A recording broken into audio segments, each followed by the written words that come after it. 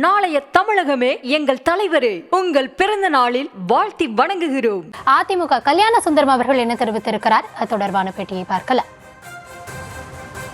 நேற்று வாழ்த்து சொல்லுகிற போதே எங்களுடைய பொதுச் செயலாளர் மாண்புமிகு எதிர்க்கட்சி தலைவர் அவர் மிக தெளிவாக ஒன்றை குறிப்பிட்டு தான் வாழ்த்து சொல்லியிருக்கிறார். அதாவது இந்திய அரசியலமைப்பு சட்டம் இந்த மண்ணிலே பிறந்திருக்கிற, இந்தியா முழுவதும் பிறந்திருக்கிற எல்லாருக்கும் அவரவர் நம்பிக்கைகளை அவரவர் பின்பற்றுவதற்கான அந்த உரிமையை வழங்கியிருக்கிறது. அப்போ அவரவர் கடவுள் அவரவர்களுக்கு. எனவே அவர்கள் கடவுளை அவர்கள் வணங்குவதும் அதை கொண்டாடுவதும் அதற்கு அவங்க நிகழ்வு நடத்துவதும் என்பது அவர்களுக்கு இருக்கிற அடிப்படை உரிமை. எனவே அந்த உரிமையின் அடிப்படையில் அவர்கள் கடவுள் வணக்கம் செய்கிறார்கள், திருமுருகர் மாநாடு நடத்துகிறார்கள் என்று சொன்னால் அதற்கு வாழ்த்துக்கள், சிறப்பாக நடத்துங்கள் என்பதை நாங்கள் வெளிப்படுத்தி இருக்கிறோம். இல்லை, ஆதரிக்கிறதுங்கிறதே அந்த சொல்லே நான் ஏற்கலைங்க. என்ன காரணம்னா, ஒருவேளை அவங்க எங்ககிட்ட ஏதாவது உதவிகள் கேட்டோ அல்லது எங்களை ஆதரிக்க சொல்லி அவங்க கேட்டு நாங்கள் அவங்களுக்கு ஆதரவு கொடுத்து அப்படி ஏதாவது நடந்திருந்தால் அது ஆதரவுங்கிற இடத்துக்கு போய் சேரும். நாங்கள் வாழ்த்து சொல்கிறோம். அவங்க ஏற்கனவே அதுக்கு அனுமதி பெற்று அவங்க நிகழ்வை நடத்த போகிறார்கள். அந்த நிகழ்வு எந்த விதமான மக்களுக்கு பாதிப்பெல்லாம் இல்லாமல், அங்கே போகிறவர்களுக்கு எல்லாம் எந்த விதமான வசதி குறைபாடுகளும் இல்லாமல் அது நல்லபடியாக நடக்கட்டும். ஒரு முயற்சியை முன்னெடுத்திருக்கிறீங்க, அதை நடத்துங்க அப்படிங்கிற வாழ்த்து தானே ஒழிய அதை ஆதரவு கூட்டணிக்கும் அதுக்கும் என்ன சம்மந்தம் இருக்குங்க? யார் எவ்வளவோ கோயில்களில் திருவிழாக்கள் நடக்குது, எவ்வளவோ இடங்களில் தொடர்ந்து பண்டிகைகள் நடக்குது. எல்லா சமயத்தாருக்கும் நடத்துகிற நிகழ்வுகளிலும் அண்ணா திராவிட முன்னேற்றக் கழகம் கலந்து கொள்கிறது. எங்கள் பொதுச் செயலாளர் அவராகவே கலந்து கொண்டு வாழ்த்துக்களை தெரிவிக்கிற வழக்கம் உண்டு. இதில் அப்படி நாங்கள் கலந்துக்கும் கூட இல்லை. அவங்க நிகழ்வை நடத்துகிறார்கள், செய்தியாளர்கள் கேட்கிற போது நாங்கள் அது கட்டாயம் அவங்க ஒரு வாழ்த்தை சொல்கிறோம், அவ்வளோதான். மற்றபடி இதில் ஆதரிக்கிறதுங்கிற பேச்சு கொண்டு இல்லை. இல்லைங்க, ஒன்றும் பெரிய காரணங்கள் அப்படின்னு இல்லை. இப்போ அவங்க அவங்களுக்கான ஒரு நிகழ்வாக அதை நடத்துகிறாங்க. இந்து முன்னணி திருமுருக அந்த பக்தர்களினுடைய மாநாடு என்று சொல்லி அவர்கள் சார்ந்த அமைப்புகள் எல்லாம் சேர்ந்து நடத்துகிறாங்க. இதில் நாங்கள் போய் கலந்துக்கிறதுக்கு எங்களுக்கு அழைப்பு இருந்துச்சுன்னா போய் கலந்துக்க போகிறோம். இல்லைன்னா முருகனை கும்பிட்றதுக்கு நாங்கள் என்ன போய் மாநாட்டுக்கு போக வேண்டியிருக்கு? நாங்கள் எங்கள் பொதுச் செயலாளரும் சரி நாங்களும் சரி வழக்கமாக முருகனை கும்பிடுகிற ஆள்கள் தானே. வாழ்த்து தெரிவிக்கிறீங்க, அழைப்பு வந்தால் போயிருப்பேன்னு சொல்றீங்க, அழைப்பு வரல அப்படின்னு அழைக்க வேண்டிய தேவையும் இல்லை, நாங்கள் போக வேண்டிய கலந்து கொள்ள வேண்டிய அவசியம் இல்லை. அது அவங்க நடத்துறதுங்க. இப்போ அதிமுக ஒரு நிகழ்வை நடத்துகிற போது ஏன் இவங்க கலந்துக்கலாம், அவங்க கலந்துக்கலன்னு நாங்கள் கேட்க முடியாது இல்லையா? அதுபோல் அவங்க ஒரு நிகழ்வை நடத்துகிறாங்க, அதுக்கு யார் போகிறாங்க போகலைங்கிறதெல்லாம் அது என்ன பெரிய நாங்கள் ஆதரிக்கிறதுங்கிறதே நான் மீண்டும் சொல்கிறேன் பாருங்க, நாங்கள் வாழ்த்துக்கிறோம், அவ்வளோதான். நீங்கள் ஏற்கனவே அவங்க முடிவெடுத்து அவங்க அனுமதி வாங்கி அவங்க கூடி பெருமை மாநாடு நடத்துகிற போது செய்தியாளர் கேட்கிற போது வாழ்த்துக்கிறோம், நடத்துங்க. இதில் என்ன, இது ஏன் நீங்கள் இவ்வளோ தூரம் யோசிக்கிறதுக்கு ஒன்றும் இல்லைன்னு நினைக்கிறேன்.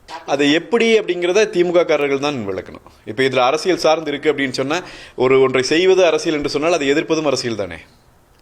அப்போ திமுக என்ன செய்யுதுன்னு நாங்கள் கேள்வி இருக்குது. இப்போ திமுக அரசே முருகனுக்கு மாநாடு நடத்துது இல்லைங்களா? முருகனுக்கு இதுக்கு முன்னாடி அப்படி அரசு நடைமுறைகள் உண்டா? அப்படி நடத்துகிற போது மரியாதைக்குரிய இந்து அறநிலையத்துறை அமைச்சர் சேகர்பாபு அவர் அமர்ந்திருக்கிறார். அவருக்கு பக்கத்திலே அமர்ந்திருந்தவர் யார்? அரசு நடத்திய முருகப்பெருவிழாவில் சேகர்பாபு பக்கத்தில் அமர்ந்திருந்தவர் மரியாதைக்குரிய இந்து மக்கள் கட்சியினுடைய தலைவர் அர்ஜுன் சம்பத் அவர்கள். படங்கள் வெளிவந்தது இல்லையா? அதே அர்ஜுன் சம்பத் தான் இந்த மாநாட்டில் போய் கலந்து கொள்கிறார்.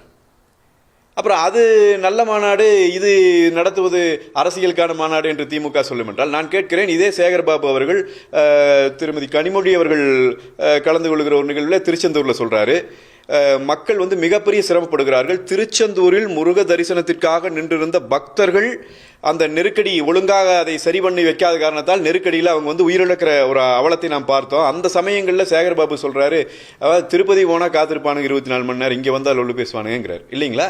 பேசலாமா ஒரு அமைச்சர்? அப்போ நீங்கள் பண்ணிட்டு இருக்கிறது என்ன? எனவே திமுகக்கு இதற்கெல்லாம் எந்த விதமான அருகதையில். நான் என்ன நினைக்கிறேன்னா, திமுகவை பொறுத்த வரைக்கும் அவர்களுக்கு இன்றைக்கு இருக்கிற நிலையில் சட்டம் ஒழுங்கை அவர்களால் பாதுகாக்க முடியாது. தமிழ்நாட்டிற்குள்ளே சட்டம் ஒழுங்கை பாதுகாப்பதில் ஏற்கனவே கோட்டை விட்டு விட்டார்கள். எனவே இப்படி ஒரு கூட்டம் கூடுகிற போது இப்படியான ஏதாவது சம்பவங்கள் நடந்தால் அதை நம்ம எதையுமே தடுக்கவும் முடியாது. நம்ம கிட்ட காவல்துறையும் இல்லை.